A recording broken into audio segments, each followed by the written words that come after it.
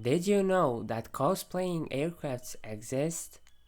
They are called testbed aircrafts. Today I will talk about what are they and what's their purpose. What are testbed aircrafts? Also known as test mules, they serve one important role.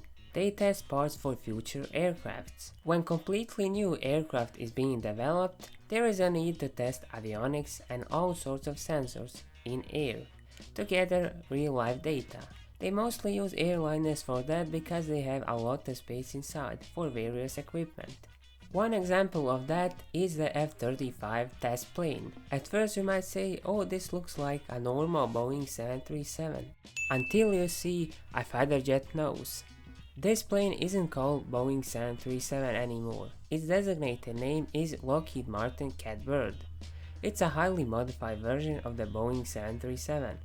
The aircraft was modified in order to provide an economic means of developing and flight testing the avionics suite for the Lockheed Martin F-35 Lightning II.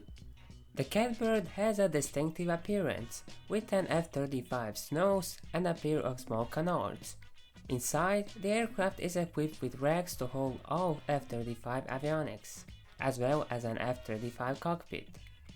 The aircraft was modified under contract by BAE Systems at their facility at Mojave Spaceport. Work began in December 2003 and the aircraft began post-modification taxi tests in November 2006. First flight took place in 2007 at Mojave.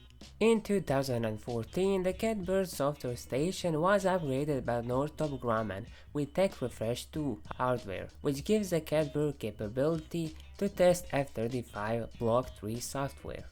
Here is one outrageous test mule.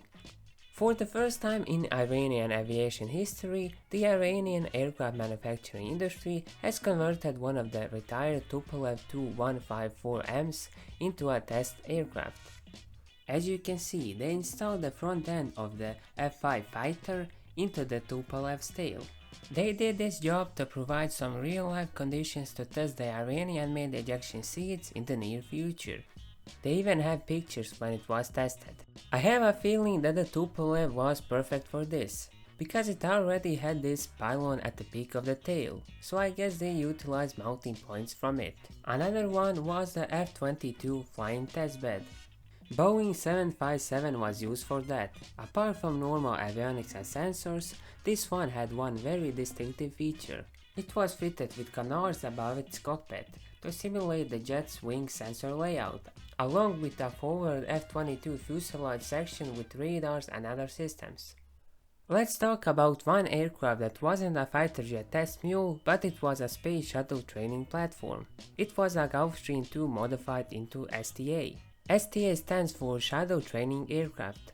STA is a former NASA training vehicle that duplicates the space shuttle approach profile and handling qualities, allowing pilots to simulate shuttle landings under controlled conditions before attempting the task on board the orbiter.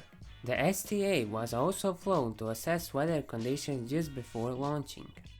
The space shuttle was basically a spaceship that can glide and land like a normal plane. Because it had these huge rocket engines at the back instead of a normal streamlined tail, it wasn't as aerodynamic as normal planes, because it just needed to land after re-entry. To simulate extra drag, they trained with extended landing gears, and listen to this, reverse thrust mid-air. Another aircraft that wasn't a test mule but was used to transport and test engines was the Queen of Skies, Boeing 747. On one occasion, they mounted a small test engine with a small wing on 747 fuselage.